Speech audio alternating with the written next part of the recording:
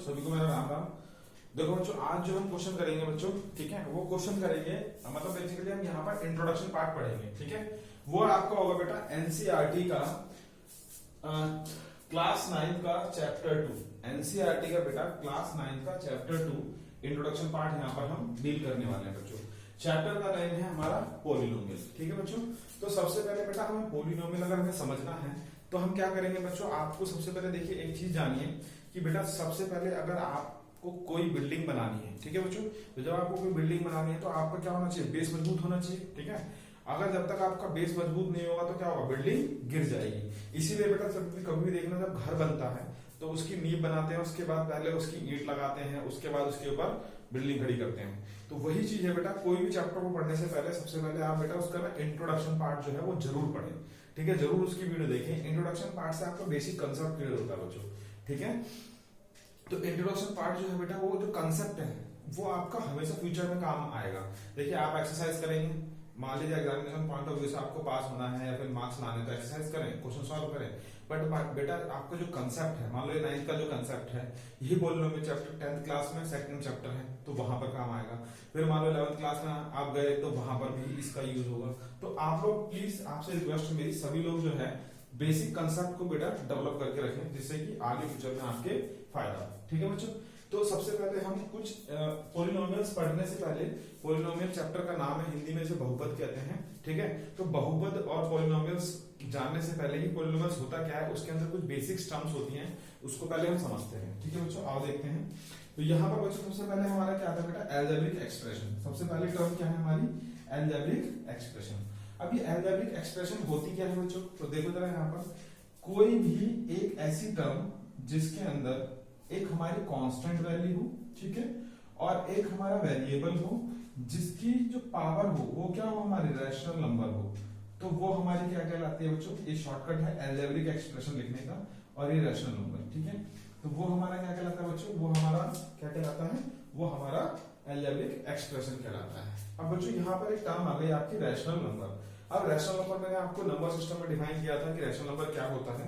Rational number मैंने आपको बताया था बच्चों कि कोई भी ऐसे नंबर जिसे हम p बाई क्यू की फॉर्म में रिप्रेजेंट करते हैं, कोई भी ऐसे नंबर जिसे हम p बाई क्यू की फॉर्म में रिप्रेजेंट करते हैं और q नॉट इक्वल टू 0 रहता है, वो हमारा क्या कहलाता है बच्चों, वो हमारा रैशनल नंबर कहलाता है, ठीक है बच्चों।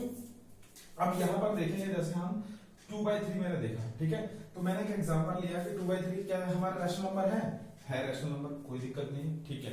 अच्छा, इसके अंदर एक डेफिनेशन और इंट्रोड्यूस होगी इसके अंदर कि हमारे जो रैशनल नंबर होते हैं वो हमारे क्या होते हैं बच्चों, वो हमारे होते हैं एक तो टर्मिनेटिंग नंबर होते हैं, टर्मिनेटिंग, अगर डेसिमल की फॉर्म में ऐसे रिप्रेजेंट करें तो उसको हम टर्मिनेटिंग नंबर कहते हैं कि टर्मिनेटिंग नंबर हमारे क्या है, रैशनल नंबर है। और क्या होता है बेटा, नॉन टर्मिनेटिंग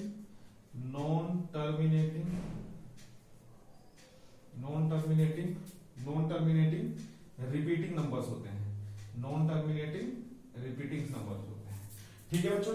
तो क्या क्या यहाँ से आपको कंक्लूजन निकला, यहाँ से आपको कंक्लूजन निकला कि ऐसे रैशनल नंबर, ठीक है, रैशनल नंबर कौन से होते हैं, एक तो वो टर्मिनेटिंग हो, नॉन टर्मिनेटिंग और रिपीटिंग हो। अब इसका मतलब बताते हैं बेटा, टर्मिनेटिंग का मतलब होता है शांत हिंदी में, और इसका मतलब होता है अशांत। और बेटा देखो रिपीटिंग का मतलब तो आपको पता है जो बार बार है, ठीक है। अब देखो बेटा एग्जांपल लेते हैं, जैसे टर्मिनेटिंग नंबर है, सपोज मैंने लिया 3/2। अब मैंने 3/2 लिया तो इसको मैंने डिवाइड कर दिया तो कितना बेटा 1.5 आ गया, तो ये क्या हो गया, टर्मिनेट हो गया, इसे बोलेंगे हम टर्मिनेटिंग नंबर।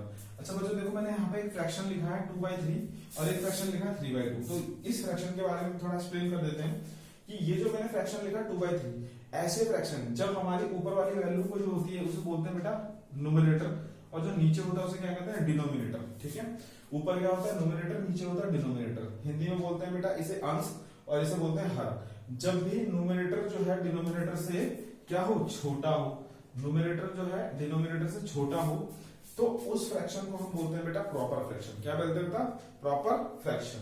और देखो यहाँ पर क्या है बेटा, न्यूमरेटर बड़ा है, ऊपर वाली वैल्यू क्या है हमारी न्यूमरेटर अगर डिनोमिनेटर से बड़ा होता है तो उसको हम बोलते हैं इम्प्रॉपर फ्रैक्शन, ठीक है बच्चों, ये चीज समझ में आ गई होगी। और उसके बाद अगर हम इस तरीके से कोई डेटा को रिप्रेजेंट करें तो ये हमारा क्या कहलाता है बच्चों, ये हमारा मिक्स फ्रैक्शन कहलाता है, ठीक है बच्चों। चलो तो हम जरा रैशनल नंबर पे आते हैं। तो रैशनल नंबर मैंने भी आपको समझाया कि जो हमारा डिवाइड हो जाए पूरी तरह से वो टर्मिनेटिंग नंबर यानी कि ये रैशनल नंबर है। अब हम नॉन टर्मिनेटिंग पे आते हैं बच्चों। नॉन टर्मिनेटिंग कौन से नंबर्स होते हैं? नॉन टर्मिनेटिंग वो नंबर होते हैं बच्चों जो कि आपके किस फॉर्म में हो, जो कि जैसे मान लीजिए 1/3 लिया मैंने, तो हम इसको क्या लिखेंगे? इसको लिखेंगे 0.3333 डिवाइड करोगे तो यही आएगा। यानी कि जब हम इसे जहां टर्मिनेट करना हो तो हम 0.3 पे बाहर लगा देंगे, तो ये हमारे कौन से नंबर हो जाएंगे बेटा? ये आ जाएंगे हमारे नॉन टर्मिनेटिंग और रिपीटिंग नंबर्स। देखो टर्मिनेट भी नहीं कर रहा, चलता जा रहा है, ठीक है, टर्मिनेट भी नहीं कर रहा और चलता जा रहा है, ठीक है, और रिपीट भी कर रहा है। तो ऐसे नंबर भी हमारे क्या होते हैं बच्चों? रैशनल नंबर होते हैं। ऐसे नंबर भी क्या होते हैं बच्चों? रैशनल नंबर होते हैं, ठीक है। तो अगर हम बात करें नेचुरल नंबर की, होल नंबर की, ये सारे भी बेटा रैशनल नंबर के अंदर ही आते हैं, ठीक है। क्योंकि देखो होल नंबर जो क्या है, होल नंबर मान लो 0, मान लो 2 है, तो क्या हम 2 को 2/1 नहीं ले सकते? तो ये भी क्या है? एक रैशनल नंबर है, ठीक है बच्चों, यहाँ तक समझ में आ गया। चलो, तो ये हो गई आपकी बेटा एक अलजेब्रिक एक्सप्रेशन। अब बेटा एक अलजेब्रिक एक्सप्रेशन तो ये आपको क्लियर हो गया, ठीक है। अब हम बात करते हैं बेटा पॉलिनोमियल्स पे, ठीक। अब हम आते हैं पॉलिनोमियल्स चैप्टर के नेम पे। तो बेटा देखो आपकी जो पॉलिनोमियल्स चैप्टर है उसका जो एनसीईआरटी का डेफिनेशन वो ये है। बाकी जो एक बेसिक डेफिनेशन मैं भी आपको समझाऊंगा, पहले ये आप समझ लें कि ये क्या कहना चाहता है, ठीक है। मैं इसको रफ कर देता हूँ। देखिए एनसीईआरटी डेफिनेशन जो है बेटा वो ये लिखी हुई है कि हमारा, इसको नोट कर लिया होगा आपने सभी ने, ठीक है। एनसीईआरटी डेफिनेशन ये कहती है कि बेटा पॉलिनोमियल्स क्या है? A polynomial px in one variable, a polynomial px in one variable x, ठीक है, is algebraic expression in x of the form of px। अब बेटा इस डेफिनेशन से बेटा हमें सब कुछ ज्ञान हो जाता है, क्योंकि बेटा देखो एनसीईआरटी जो है ना सबसे बेस्ट बुक है आपकी, जो ये कह सकते हैं, मान लीजिए सपोज आप बेटा आईएएस के एग्जाम दे रहे हैं, ठीक है, कि वो कॉम्पिटिटिव एग्जाम प्रिपेयर कर रहे हैं, तो बेटा जो एनसीईआरटी बुक होती है वो स्टैंडर्ड बुक है, ठीक है। उसके अंदर बहुत ही मतलब रिसर्च करके सारी चीजों को डाला गया है और सिस्टमेटिक वे में डाला गया है, और सभी एक एक वर्ड उसके बहुत ही इंपॉर्टेंट है, ठीक है बच्चा। तो एनसीईआरटी की जो डेफिनेशन है वो देखो, ध्यान समझो। कहता है पॉलिनोमियल, अभी हम बात करते हैं पॉलिनोमियल क्या होता है? पीएक्स। पीएक्स तो हमने लेट कर लिया किसी भी अलजेब्रिक एक्सप्रेशन को, कोई भी हमारी जो अलजेब्रिक एक्सप्रेशन होगा उसे हम पीएक्स लेट करेंगे इन वन वेरिएबल। अभी वेरिएबल क्या चीज है बच्चों? समझो जरा, वेरिएबल क्या है बच्चों? हमारा वेरिएबल होता है हमारा जो वेरी करता है, ठीक है, जो हमारा क्या होता है? चेंज होता है। जैसे कि एग्जांपल देंगे हम कि कोई भी चीज जो है हमारी अगर चेंज होती रहती है तो वो हमारी क्या कहलाती है? वेरिएबल कहलाती है।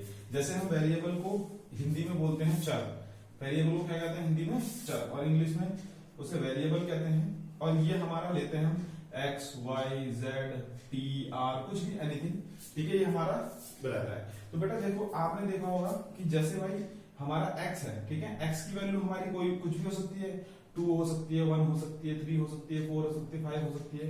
इसका मतलब कोई भी हमारी इक्वेशन मिली जब हम उसे सॉल्व करते हैं तो x की कोई भी वैल्यू आ सकती है। तो इसका मतलब यह है कि x क्या है यहाँ पर? वेरिएबल है। x क्या है हमारा पर? वेरिएबल, जो चेंज होता रहता है वो हमारा क्या होता है? वेरिएबल है, ठीक है बेटा।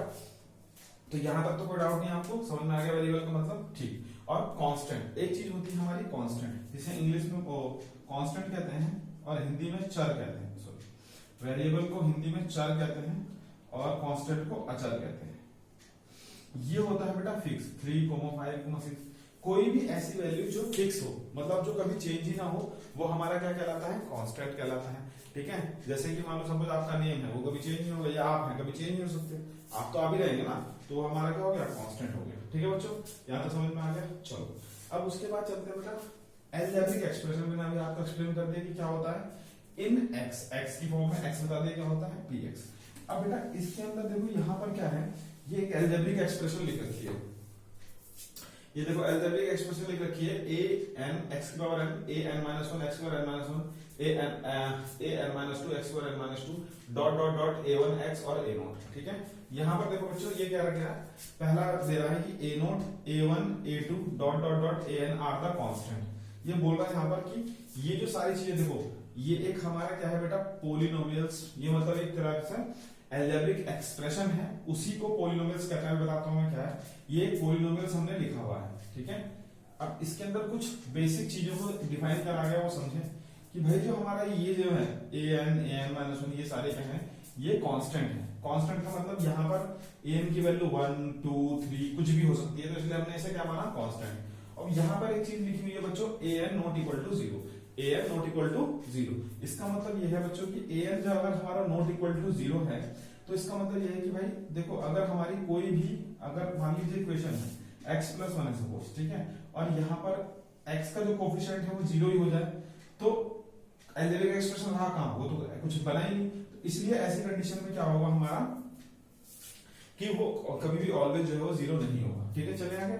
अब a0, a1, a2 ये क्या है हमारा कोफिशिएंट ऑफ एक्स स्क्वायर। अब एक टर्म है हमारी कोफिशिएंट, ठीक है, कोफिशिएंट है x0, x1, x square dot dot xn। अब ये कोफिशिएंट का मतलब क्या है बेटा, अभी समझते हैं। देखो जैसे कि सपोज मान लीजिए मैंने लिखा 2x प्लस 3, ठीक है, मैंने ये लिखा, ठीक।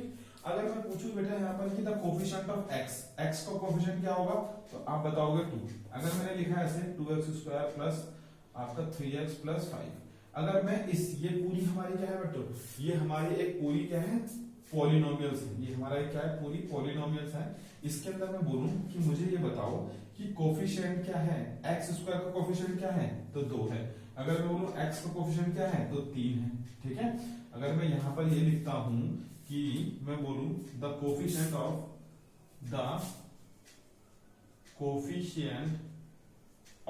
x स्क्वायर इज, तो आप क्या बोलेंगे 2, है ना। तो x स्क्वायर का कोफिशिएंट क्या है 2, और x का अगर कोफिशिएंट बोलूं तो कितना आएगा 3, और ये क्या है कांस्टेंट टर्म, है ना। तो कोफिशिएंट का मतलब वो होता है गुणांक, हिंदी में बोलते हैं गुणज। कोफिशिएंट का मतलब ये होता है बेटा जो x स्क्वायर के साथ में वैल्यू रहती है वो हमारी कोफिशिएंट कहलाती है, ठीक है, वो हमारी क्या कहलाती है बच्चों, कोफिशिएंट कहलाती है। अब नेक्स्ट आता है कोफिशिएंट हो गया। अब हमारा आता है टर्म। ये देखो ये क्या है ईच दिस, ये क्या है टर्म कहला रहा है, ठीक है। an x की power n, an minus x की power n minus 1 are the called terms of the polynomial. बच्चों देखो अलजेब्रिक एक्सप्रेशन हो गया, कोफिशिएंट हो गया, टर्म्स की बात करते हैं। बच्चों ये जो है ना, देखिए ध्यान समझिएगा, इतने पार्ट को, ये पार्ट जो है ये हमारा एक पॉलिनोमियल का एक टर्म है, ये दूसरा टर्म और ये तीसरा टर्म, ठीक है बच्चों। अब इसके अंदर मैंने आपका डिफाइन कर दिया था, ये पूरे को हम टर्म कहते हैं बच्चों, इसको क्या कहते हैं हम टर्म कहते हैं। और अगर ये इसमें कितनी टर्म्स हो गई हमारी, टर्म हो गई 3, तो कितनी टर्म्स हो गई 1 2 3, इसे 3 टर्म्स कहेंगे, ठीक है। अब देखो जो इसके अंदर मैंने डिफाइन करा था कि ये जो पहला पार्ट होता है ये हमारा कांस्टेंट पार्ट होता है, ठीक है, और जो दूसरा पार्ट होता है हमारा वो क्या होता है बच्चों, वो हमारा वेरिएबल पार्ट होता है। दूसरा पार्ट जो होता है हमारा क्या होता है, वेरिएबल पार्ट होता है, ठीक है बच्चों। तो पहला वाला हमारा कांस्टेंट हो गया, दूसरा वाला हमारा क्या हो गया, वेरिएबल हो गया। तो ये ऐसी सेकंड टर्म है, ये पहला वाला कांस्टेंट, दूसरा वाला वेरिएबल, और थर्ड टर्म सिर्फ ऑलवेज हमारे पास क्या है यहाँ पर कांस्टेंट टर्म है। थर्ड टर्म हमारे पास क्या है कांस्टेंट टर्म है, ठीक है बच्चों, यहां तक समझ में आ गया। अच्छा अब एक आता है n is called the degree of the polynomial where n is non negative integer. अब इस चीज के बारे में थोड़ा अभी हम लेटर ऑन समझेंगे कि ये क्या है, ठीक है, कि नॉन नेगेटिव इंटीजर है तो ये क्या है, थोड़ा हम इसको भी जानेंगे बच्चों, ठीक है। तो यहां तक सभी को समझ में आ गया होगा। अभी मैं डिग्री की बात करूंगा, जब मैं इसे एक्सप्रेस करूंगा, मतलब डिफरेंट फॉर्म में अगर एक्सप्रेस करूंगा तो मैं आपको बताऊंगा, ठीक है बच्चों, समझ में आ गया होगा सभी को। चलो स्क्रीनशॉट लो। देखो बच्चों अब यहाँ पर हम ना, अभी मैंने आपकी बात की थी कि मैं डिग्री के बारे में एक्सप्लेन करूंगा, तो डिग्री ऑफ द पॉलिनोमियल के बारे में क्या है देखिए समझिए ध्यान से। कह रहा है कि डिग्री ऑफ पॉलिनोमियल क्या होता है बच्चों, डिग्री ऑफ पॉलिनोमियल देखते हैं। कह रहा है the highest power of variable in a polynomial is called degree of polynomial. एक तो बेसिक डेफिनेशन ये है, ठीक है, कि highest power of variable in the polynomial. Suppose मैंने एक एग्जांपल लिया बच्चों कि हमारा क्या है 2x square plus 3x plus 4, हाँ ये हमारा पॉलिनोमियल है। अब इसमें देखेंगे उसने कहा highest power of variable in a polynomial is called a degree of polynomial. तो यहाँ पर जो वेरिएबल है हमारा x है, साफ साफ हमें क्लियर दिख रहा है कि वेरिएबल क्या है बच्चों हमारा यहाँ पर x है। अब उसकी देखो यहाँ पर पावर कितनी है 1, मगर यहाँ पर पावर कितनी है 2, यानी कि जो इसकी हाईएस्ट पावर हो गई वो कितनी हो गई बच्चों, हाईएस्ट पावर कितनी हो गई 2। तो इस पॉलिनोमियल का जो डिग्री होगी वो कितनी हो जाएगी बच्चों, 2 हो जाएगी। तो हमारा जो डिग्री होगी वो कितनी हो जाएगी, वो हो जाएगी आपकी 2। डिग्री कितनी हो जाएगी बच्चों, 2 हो जाएगी। समझ में आ गया बच्चों कि मैं क्या कहना चाह रहा हूँ। चलो बच्चों अगर हम थोड़ा और एडवांस वर्जन में जाए तो इसकी एक और डेफिनेशन बनती है कि the degree of polynomial is the highest sum, ये चीज और इंट्रोड्यूस हो गई इसमें, of the power of variable in each term. देखिए ध्यान समझिए, जैसे मान लीजिए सपोज यहाँ पर तो हमारे पास एक ही वेरिएबल था, अगर मान लो 2 वेरिएबल आ जाते हैं तो उस वहां पर क्या क्या करेंगे उस सिचुएशन में बच्चों। उस सिचुएशन में देखो यहाँ पर तो आपको लग रहा होगा कि देखो यहाँ पर 2 है 3 है 2 है, इसके अकॉर्डिंग पहली वाली डेफिनेशन के अकॉर्डिंग तो आंसर इसका क्या होना चाहिए 4 होना चाहिए। बट नहीं बच्चों, यहाँ पर क्या लिखा है कि जो भी हमारे वेरिएबल होंगे उसका अगर हम प्रोडक्ट में है वो, तो उसका अगर हम सम करेंगे और सम करने के बाद अगर वो हाईएस्ट वैल्यू बन रही है तो वो उसकी क्या हो जाएगी, डिग्री हो जाएगी। तो बच्चों क्लियरली देखो यहाँ पर कितना आ रहा है 3/2 5 और यहाँ कितना आ रहा है 3, ये 4, तो सबसे ज्यादा मैक्सिमम कितना बेटा 5, तो इसकी डिग्री कितनी होगी बच्चों, इसकी डिग्री हो गई आपकी 5, इसकी डिग्री कितनी हो गई बच्चों 5। तो यहाँ तक समझ में आ गया बच्चों कि इसकी डिग्री क्या होगी हमारी 5। चलो बच्चों अब एक चीज और मैं आपको एक्सप्लेन करने जा रहा हूँ, ठीक है, यहाँ तक सबको समझ में आ गया होगा, इससे रब कर देता हूँ स्क्रीनशॉट लें, ठीक है। अब देखो बच्चों यहाँ पर मैंने आपको अलजेब्रिक एक्सप्रेशन भी इनिशियली बताया था कि अलजेब्रिक एक्सप्रेशन कुछ चीज होती है हमारी, तो अलजेब्रिक जो एक्सप्रेशन है उसकी कुछ प्रॉपर्टीज होती हैं, तो वो चीज समझे कि मान लीजिए कि मैंने एक अलजेब्रिक एक्सप्रेशन लिया, मान लीजिए सपोज 2x, ठीक है, मान लो 2 लिया, 2x स्क्वायर लिया, ये क्या अलजेब्रिक एक्सप्रेशन है। अगर सपोज मान लो मैं इसमें कोई भी कांस्टेंट टर्म ऐड करता हूं तो क्या ये अलजेब्रिक एक्सप्रेशन नहीं रहा, ये भी एक अलजेब्रिक एक्सप्रेशन है। और अगर मान लो सपोज मैं इसमें कोई 2 से मल्टीप्लाई करता हूं तो क्या ये अलजेब्रिक एक्सप्रेशन नहीं रहा, तब भी अलजेब्रिक एक्सप्रेशन है। और सपोज मान लो मैंने इसमें 2 से डिवाइड कर दिया तो क्या ये अलजेब्रिक एक्सप्रेशन नहीं रहा, तब भी अलजेब्रिक एक्सप्रेशन रहा। तो इससे हमारा क्या कंक्लूजन निकला बच्चों कि हमारे जो अलजेब्रिक एक्सप्रेशन होते हैं उसके अंदर अगर हम कोई भी कांस्टेंट टर्म या भी कोई भी एक्स्ट्रा टर्म, जैसे मान लो मैं एक एग्जांपल लेता हूं कि 3x स्क्वायर है, मान लो यहाँ पर मैंने 3x ही ऐड कर दिया, फिर तो ये अलजेब्रिक एक्सप्रेशन रहा, बन गया। अब मैंने 2 भी ऐड कर दिया तो ये अलजेब्रिक एक्सप्रेशन रहा। यानी कि मेरे कहने का मतलब ये है कि कोई भी अलजेब्रिक एक्सप्रेशन में कोई भी कांस्टेंट टर्म या फिर कोई ऐसा टर्म वेरिएबल के साथ हम ऐड करें, मल्टीप्लाई करें, सब्ट्रैक्ट करें, डिवाइड करें, तो हमारा जो रिजल्टेंट आता है वो भी एक अलजेब्रिक एक्सप्रेशन आता है बच्चों, ठीक है, यहाँ तो कोई डाउट। चलो बच्चों तो ये हो गया हमारा अलजेब्रिक एक्सप्रेशन की प्रॉपर्टीज। अब हम पॉलिनोमियल्स की बात करते हैं। तो पॉलिनोमियल्स की जब हम बात करेंगे बच्चों तो पॉलिनोमियल्स क्या होगा, मैंने आपको भी समझाया था कि पॉलिनोमियल्स की जो एनसीईआरटी की जो डेफिनेशन थी मैंने वो आपको बताई, बट यहाँ पर मैं आपका थोड़ा सा क्या करना चाहता हूँ, मैं चाहता हूँ कि थोड़ी सी बेसिक डेफिनेशन बनाते हैं उसकी। तो पॉलिनोमियल्स की बेसिक डेफिनेशन क्या हो गई कि अगर हमारी एक कोई कांस्टेंट कोई टर्म आ जाए, ठीक है, कोई कांस्टेंट, ठीक है, कांस्टेंट कोई टर्म हो इनटू वेरिएबल हो उसके साथ में, इनटू क्या हो वेरिएबल उसके साथ में, और उसकी पावर हमारी क्या हो, उसकी पावर हो हमारी होल नंबर बोलो, होल नंबर, या फिर उसने क्या बोला था कि उसकी डिग्री क्या होनी चाहिए, non negative integer. Non negative integer का मतलब भी यही है, या फिर यहां पे लिखो non negative integer, non negative integer, ठीक है। तो ये हमारा क्या कहलाता है, पॉलिनोमियल्स कहलाता है। तो बच्चों सबसे पहले हम तो ये जानेंगे कि नॉन नेगेटिव इंटीजर क्या है और होल नंबर क्या है। नॉन नेगेटिव इंटीजर इसके बारे में समझेंगे। देखो सबसे पहले तो हम ये जानेंगे कि इंटीजर क्या होते हैं। तो इंटीजर क्या होते हैं बच्चों, इंटीजर नंबर सिस्टम वाली प्लेलिस्ट देखो तो क्लियर हो जाएगा आपको। इंटीजर वो नंबर होता है जो हमारा माइनस इंफिनिटी से लेकर प्लस इंफिनिटी के सारे नंबर होते हैं, माइनस इंफिनिटी से लेकर प्लस इंफिनिटी के सारे नंबर्स होते हैं, ठीक है, जिसमें हमारे फ्रैक्शनल पार्ट इंक्लूड नहीं होता। जैसे 2.5 ये आपका इंटीजर नहीं है, 3.5 इंटीजर नहीं है, -1.5 इंटीजर नहीं है, -2.5 इंटीजर नहीं है, -2 -1 1 0 ये सारे क्या है बेटा, इंटीजर हैं। ये सारे क्या है बच्चों, इंटीजर हैं, ठीक है। तो हमें समझ में आ गया। अब उसने बोला नॉन नेगेटिव, तो इंटीजर भी 3 तरीके हैं, मतलब मेनली 3 तरीके में क्लासिफाई करते हैं। एक तो आपका नेगेटिव इंटीजर, ठीक है। दूसरा हो गया हमारा पॉजिटिव इंटीजर, इंटीजर का मतलब आप आइए करते हैं, चलो ठीक है, दैट साइड नोट कर देते हैं वैसे, इंटीजर, ठीक है, इंटीजर, ठीक।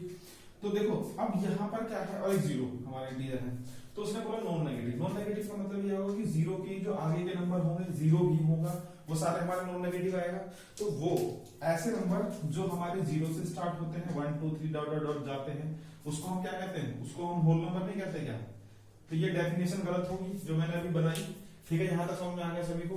तो ये हमारा क्या कहलाता है, पॉलिनोमियल कहलाता है बच्चों। अब मैं इसको रब कर रहा हूँ, थोड़ा सा आगे और एक्सप्लेन करेंगे, ठीक है, देखते हैं जरा ध्यान से समझेंगे, ठीक है। तो ये हमारी एक डेफिनेशन हो गई पॉलिनोमियल्स की, ठीक है। तो अब एक चीज समझेंगे कि इसकी कुछ प्रॉपर्टीज होती है हमारी, प्रॉपर्टीज ऑफ पॉलिनोमियल्स, ठीक है, डॉट प्रॉपर्टीज ऑफ पॉलिनोमियल्स। तो प्रॉपर्टीज ऑफ पॉलिनोमियल क्या होता है बच्चों, वो समझेंगे, जरा ध्यान से समझिए। देखिए, तो मैंने जो अभी आपको एक्सप्रेशन दिया था पॉलिनोमियल्स का कि भाई हमारी कोई भी जो है पॉलिनोमियल्स जो है वो हमारा क्या हो सकता है, जैसे मान लो 2x² प्लस 3x प्लस 2, ये हमारा क्या है पॉलिनोमियल है। देखो हाईएस्ट पावर क्या है, होल नंबर है, पॉजिटिव है, तो ये हमारा क्या है पॉलिनोमियल है। तो ये क्या पॉलिनोमियल होगा, ये क्या पॉलिनोमियल होगा, x की पावर -1, x की पावर -1 क्या पॉलिनोमियल है, नहीं बच्चों, ये एक अलजेब्रिक एक्सप्रेशन है, ये एक अलजेब्रिक एक्सप्रेशन है, बट ये पॉलिनोमियल नहीं है, ये पॉलिनोमियल्स नहीं है, क्योंकि पॉलिनोमियल्स ये कहता है कि हमारा जो x की पावर होनी चाहिए वो क्या होनी चाहिए, होल नंबर होनी चाहिए। बट ये रैशनल नंबर तो है, ये रैशनल नंबर तो है, इसलिए अलजेब्रिक एक्सप्रेशन में काउंट होगा मगर पॉलिनोमियल में काउंट नहीं होगा बच्चों। तो वही चीज मैं समझाने जा रहा हूँ। प्रॉपर्टीज देखें कि एक कोई पॉलिनोमियल है हमारा, उसमें दूसरा पॉलिनोमियल मैंने ऐड करा तो रिजल्टेंट क्या आएगा, हमारा पॉलिनोमियल ही आएगा। जैसे मैंने लिखा 2x², अगर मैं इसे प्लस 3x कर दूं तो ये क्या हमारा पॉलिनोमियल ही है, बन गया पॉलिनोमियल। ठीक है, दूसरा माइनस भी करूं तो भी हमारी क्या कंडीशन बनेगी, पॉलिनोमियल की बनेगी। और अगर दो पॉलिनोमियल की बेटा मल्टीप्लाई करूं तो रिजल्टेंट क्या आएगा, हमारा पॉलिनोमियल आएगा। जैसे मान लो 2x² है, मैंने यहाँ पर x1 की मल्टीप्लाई कर दी तो 2x³ हो गया, तो ये भी क्या है हमारा पॉलिनोमियल बन गया बच्चों। ठीक है, यहाँ तक कोई डाउट बच्चों सभी को समझ में आ रहा है। अच्छा, किसी भी पॉलिनोमियल के अंदर अगर मैं कांस्टेंट टर्म ऐड करूं तो वो भी क्या बनेगी, पॉलिनोमियल बनेगी। मान लो यहाँ पे मैंने 5 ऐड कर दिया तो ये भी क्या है, एक पॉलिनोमियल है। ठीक है बच्चों, यहाँ तक समझ में आ गया। चलो अब एक लास्ट जो है आपको ध्यान से समझें, जब भी कभी मैं किसी दो, इसे रख दो बेटा स्क्रीनशॉट में, जब भी कभी मैं किसी दो पॉलिनोमियल की बच्चों क्या करूं, डिवीजन करूं, तो वहां पर एक चीज आपको ध्यान रखनी है। वो क्या ध्यान रखनी है, सपोज मैंने पावर ले ली x की पावर 4 और नीचे ले ली मैंने x की पावर 5। अब जब मैं इसे डिवाइड करूंगा तो क्या हो जाएगा बच्चों, डिवाइड में क्या होती है, आपने देखा होगा चैप्टर 2 में कि डिवाइड में जो है हमारी पावर जो है वो क्या होती है, वो हमारी माइनस हो जाती है। डिवाइड में हमारी पावर क्या हो जाती है बच्चों, माइनस हो जाती है। ठीक है, तो ये हमारा क्या होगा, x की पावर कितनी आ गई बच्चों, -1 आ गई, x की पावर कितनी आ गई बच्चों, -1 आ गई। ठीक है, डिवाइड में हमारी पावर जो जाती है माइनस हो जाती है। तो देखो x की पावर -1 आ गई, तो यहाँ से कंक्लूजन निकला ये क्या पॉलिनोमियल रहा। और 24 मैंने बताया था ये क्या है आपका अलजेब्रिक एक्सप्रेशन। कैसे, क्योंकि -1 जो है वो होल नंबर नहीं है, ये क्या है हमारा, ये हमारा रैशनल नंबर है, ये हमारा नॉन नेगेटिव इंटीजर नहीं है, नेगेटिव इंटीजर है, पॉजिटिव इंटीजर नहीं है, तो ये हमारा क्या है अलजेब्रिक एक्सप्रेशन है, ये हमारा पॉलिनोमियल नहीं रहा। तो बच्चों एक चीज ध्यान रखना कि जब भी हम डिवाइड करेंगे पॉलिनोमियल 1 को 2 से, तो ऑलवेज जो है न्यूमरेटर जो है वो डिनोमिनेटर से क्या होना चाहिए, बड़ा होना चाहिए। जैसे कि एग्जांपल देता हूं, अगर मैंने x की पावर 5 ली और x की पावर 4 लिया, अभी आराम से कट जाएगा, x की पावर 1 है, तो ये भी क्या है हमारा एक पॉलिनोमियल है बच्चों, ये भी क्या है एक पॉलिनोमियल है।